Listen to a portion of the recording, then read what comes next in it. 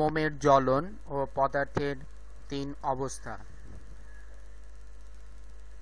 মোম যখন জ্বলতে শুরু করে তখন এই মোম নামক পদার্থটির তিনটি অবস্থায় আমরা খুঁজে পাই।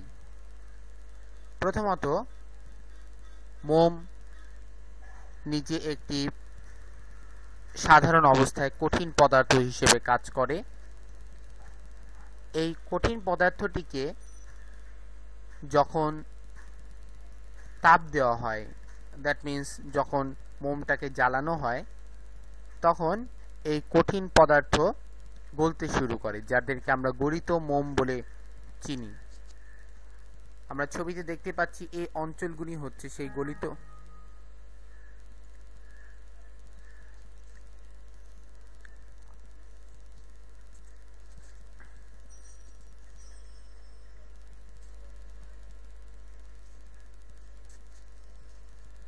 মোমের জ্বলন ও পদার্থের তিন অবস্থা। মোম যখন জ্বলতে শুরু করে তখন এর তিনটি অবস্থায় আমরা দেখতে পাই: কঠিন, তরল এবং গ্যাসীয়। মোম প্রাথমিক অবস্থায় একটি কঠিন পদার্থ, যেমন আমরা দেখছি এই মোমবাতিটির, এই মোমটা হচ্ছে একটি কঠিন পদার্থ। এই মোমটাকে যখন তাপ দেওয়া হয়, তার মানে মোমটাকে যখন জ্বালানো হয়, এই মোম তাপের কারণে গলতে শুরু করে। এই অঞ্চলে আমরা দেখছি যে গলিত মোমগুলো নিচের দিকে ধাবমান। এই গলিত মোমগুলি হচ্ছে তরল মোম হিসেবে পরিচিত। এবং এই মোমের মাঝখানে যে সুতা থাকে, যে সুতাটার মাধ্যমে বার্ন করা হয় বা জ্বালানো হয়, সেই সুতা সেই তরল মোমগুলোকে শোষণ করে নেয়।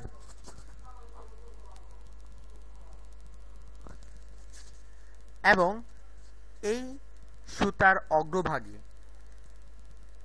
মোম অক্সিজেনের সাথে বিক্রিয়া করে, তার মানে হচ্ছে যে মোমের দহনের ফলে মোম গ্যাসীয় অবস্থায় প্রাপ্ত হয়। এবং এই অঞ্চল, এই যে অ্যারো সাইন দিয়ে দেখানো হচ্ছে, এই অঞ্চলে মোমের আমরা বাষ্প পেয়ে থাকি। তার মানে আমরা বলতে পারি যে একটি মোমেই আমরা তিনটি অবস্থা একই সাথে পরিলক্ষিত করতে পারছি। যেমন নিচের অংশটুকু হচ্ছে কঠিন মোম, যেটা এখনো এই পর্যায়ে এখনো তাপ পৌঁছেনি। এই অঞ্চলগুলি হচ্ছে গলিত মোম, যেখানে তাপ পৌঁছার ফলে বা তাপ প্রয়োগের ফলে মোমগুলি গলতে শুরু করেছে। এবং অগ্রভাগে যেটা রয়েছে সেটা হচ্ছে বাষ্পীয় মোম, কারণ হচ্ছে এর অগ্রভাগে মোম অক্সিজেনের সাথে জারণ বিক্রিয়ার ফলে সেটা বাষ্পে পরিণত হয়ে উড়ে যাচ্ছে। মোম যেহেতু একটি কার্বোহাইড্রেট যৌগ, কার্বোহাইড্রেট যৌগ কথার অর্থ হচ্ছে যে যে যৌগে কার্বন এবং হাইড্রোজেনের উপস্থিতি থাকে, বা মোম একটি হাইড্রোকার্বনও বলা যেতে পারে, অর্থাৎ একটা জৈব যৌগ। এটা যখন বাতাসের উপস্থিতিতে, তার মানে অক্সিজেনের উপস্থিতিতে দহন হয়, তখন নিম্নোক্ত এই বিক্রিয়াটি সংঘটিত হয়, যে মোমের সাথে অক্সিজেন বিক্রিয়া করে কার্বন ডাই অক্সাইড এবং পানি এবং তাপ এবং আলো উৎপন্ন করে। আমরা আগেই বলেছিলাম যে মোম একটি কার্বোহাইড্রেট যৌগ, তার মানে হচ্ছে এখানে কার্বন এবং হাইড্রোজেনের উপস্থিতি রয়েছে। সেই কার্বন অক্সিজেনের সাথে বিক্রিয়া করে কার্বন ডাই অক্সাইড উৎপন্ন করে। আবার যে হাইড্রোজেন রয়েছে তা আবার অক্সিজেনের সাথে বিক্রিয়া করে পানি উৎপন্ন করে, এবং সেই পানিটা তরল না, সেই পানিটা তাপের কারণে গ্যাসীয় ফর্ম তৈরি হয় এবং এটাও গ্যাসীয় বাষ্প আকারে উড়ে যায় এবং কিছু তাপ উৎপন্ন হয়। আমরা নর্মালি ভাবে দেখি মোমের চারিপাশ প্রজ্বলিত যখন থাকে তখন এর চারিপাশে আলোও বিকশিত হয় এবং হিটও ক্রিয়েট হয়।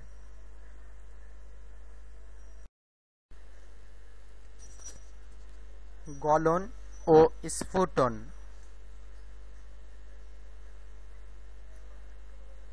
গলন এবং স্ফুটনের জন্য প্রত্যেকটি পদার্থের একটি নির্দিষ্ট চাপ এবং নির্দিষ্ট তাপমাত্রা রয়েছে। তার মানে হচ্ছে গলন বলতে বোঝাচ্ছে কোনো পদার্থ গলতে শুরু করা, স্ফুটন বলতে বোঝাচ্ছে কোনো পদার্থ ফুটতে শুরু করা। আমরা এখন পদার্থের গলন সম্পর্কিত একটি পরীক্ষা নিয়ে আলোচনা করব।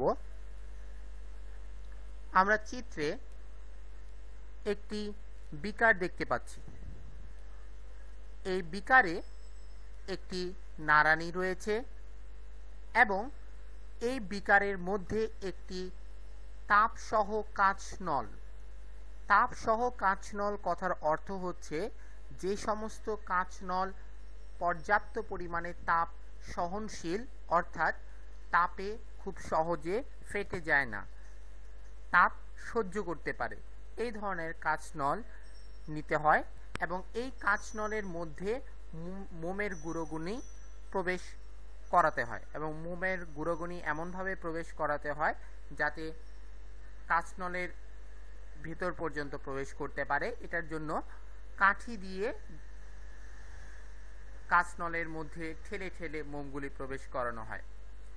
এরপর এই কাঁচনলটি, মোমসহ কাঁচনলটিকে বিকারের মধ্যে রাখা হয় এবং তার সাথে একটি থার্মোমিটারকে ইলাস্টিক বা রাবার দিয়ে আটকে দিতে হয়।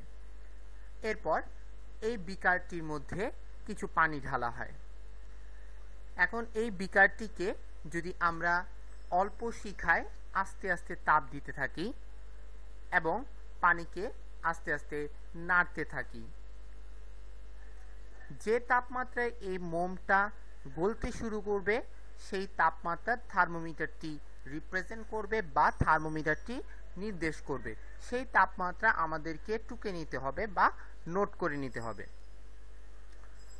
যখন মোমটি গলতে শুরু করবে ঠিক তখন তাপ সরিয়ে নিতে হবে এবং তার তাপমাত্রা থার্মোমিটার যেটাই প্রকাশ করে সেটা নোট করতে হবে। পরীক্ষাটি প্রথম থেকে, দ্যাট মিন্স তাপ দেওয়া শুরু করা থেকে প্রতি 1 মিনিট পর পর আমাদের থার্মোমিটারের রিডিং বা থার্মোমিটার যে তাপমাত্রা প্রকাশ করে সেটা নোট করতে হবে।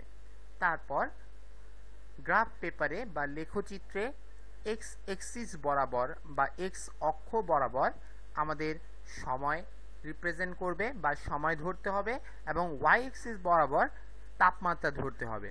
তাহলে আমরা যে নোট করেছিলাম যে প্রতি মিনিট পর পর যে আমি থার্মোমিটার আমাকে যে তাপমাত্রা দিয়েছিল তার রেসপেক্টে বা তার প্রেক্ষাপটে বা তার প্রেক্ষিতে আমরা এক্স অক্ষ বরাবর সময় বসাবো এবং ওয়াই অক্ষ বরাবর আমরা তাপমাত্রা বসাবো।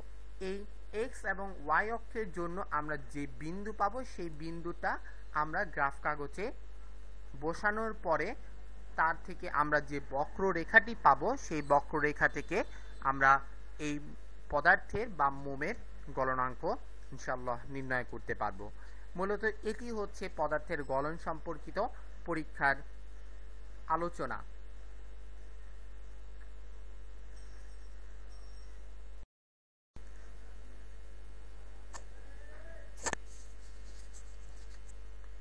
পদার্থের স্ফুটন সম্পর্কিত পরীক্ষা। আমরা চিত্রে পরীক্ষার একটি সিস্টেম বা একটি অ্যারেঞ্জমেন্ট দেখতে পাচ্ছি। এই চিত্রে একটি বিকারের মধ্যে পানি রয়েছে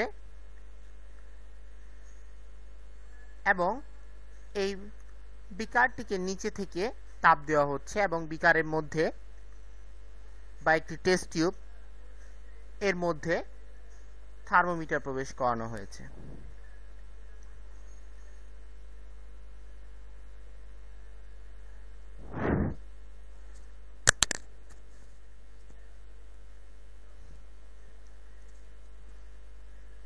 পদার্থের স্ফুটন সম্পর্কিত পরীক্ষা। আমরা চিত্রে পদার্থের স্ফুটন সম্পর্কিত পরীক্ষার একটি অ্যারেঞ্জমেন্ট বা একটি সিস্টেম দেখতে পাচ্ছি। তার মানে হচ্ছে কিভাবে এই পদার্থের স্ফুটন সম্পর্কিত পরীক্ষাটি আমাদের করার জন্য যন্ত্রপাতিগুলোকে কিভাবে সাজাতে হবে তার একটি অ্যারেঞ্জমেন্ট আমরা ছবিতে দেখতে পাচ্ছি। দেখা যাচ্ছে বিকারে একটি বিকার রয়েছে, এই বিকারে কিছু পানি রয়েছে এবং আমরা এই বিকারটিকে একটি স্ট্যান্ডের উপর বসানো হয়েছে এবং তার নিচ থেকে একে তাপ দেওয়া হবে এবং এই বিকারের উপরে একটি থার্মোমিটার রয়েছে। খেয়াল রাখতে হবে এই থার্মোমিটার যাতে পানিতে ডুবে না যায়, অবশ্যই পানির উপরে রাখতে হবে, কেননা এই থার্মোমিটারটি যে তাপমাত্রা নির্দেশ করবে সেটা হচ্ছে যে জলীয় বাষ্প আকারে যখন পানিটি উপরের দিকে উঠতে থাকবে সেই তাপমাত্রাগুলি এই থার্মোমিটার নির্দেশ করবে। তো এখন আমরা এই বিকারটিকে যদি তাপ দেওয়া শুরু করি তাহলে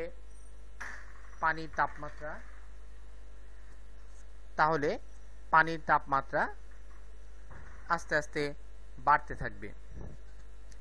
বাড়তে বাড়তে যখন পানি বুদবুদ আকারে জলীয় বাষ্প বেরিয়ে যেতে থাকবে, তার মানে হচ্ছে পানি ফুটতে শুরু করবে, তখন আমরা তাপ দেওয়া বন্ধ করে দিব এবং সর্বোচ্চ তাপমাত্রা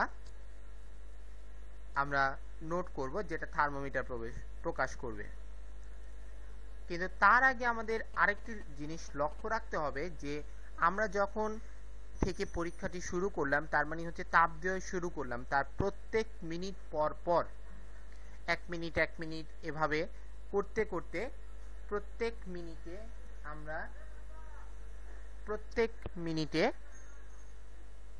আমরা থার্মোমিটার যে তাপমাত্রা নির্দেশ করে সেটা নোট করব এবং গ্রাফ পেপার ব্যবহার করে x অক্ষ বরাবর আমরা সময়কে লিখব এবং y অক্ষ বরাবর আমরা সেই তাপমাত্রাকে ডিনোট করব। তারপর প্রত্যেক মিনিটের রেসপেক্টে যে আমাদের তাপমাত্রা প্রকাশ করে বা তাপমাত্রা থার্মোমিটার আমাদেরকে দেয়, সেই তাপমাত্রা আমরা গ্রাফ কাগজে বসাবো। তার মানে হচ্ছে প্রত্যেকটি মিনিটের সময়ের রেসপেক্টে আমাদের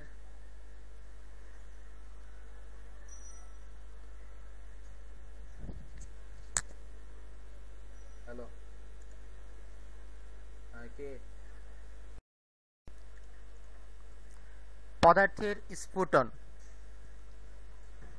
আমরা চিত্রে পদার্থের স্ফুটন সম্পর্কিত পরীক্ষা করার জন্য যন্ত্রপাতিকে কিভাবে সাজাতে হয় তার একটি চিত্র লক্ষ্য করছি। একটি বিকারে কিছু পানি নেওয়া হলো এবং এই বিকারটিকে একটি স্ট্যান্ডের উপর বসানো হলো, যে স্ট্যান্ডের নিচ থেকে তাপ প্রয়োগ করা হবে এবং এই বিকারের উপরে একটি থার্মোমিটার সেট আপ করা হলো বা একটি থার্মোমিটার রাখা হলো। কিন্তু খেয়াল রাখতে হবে এই থার্মোমিটারটি অবশ্যই যাতে পানিতে প্রবেশ না করে, তার মানে হচ্ছে এই থার্মোমিটারটি অবশ্যই পানির উপরিতল থেকেও আর উপরে থাকতে হবে।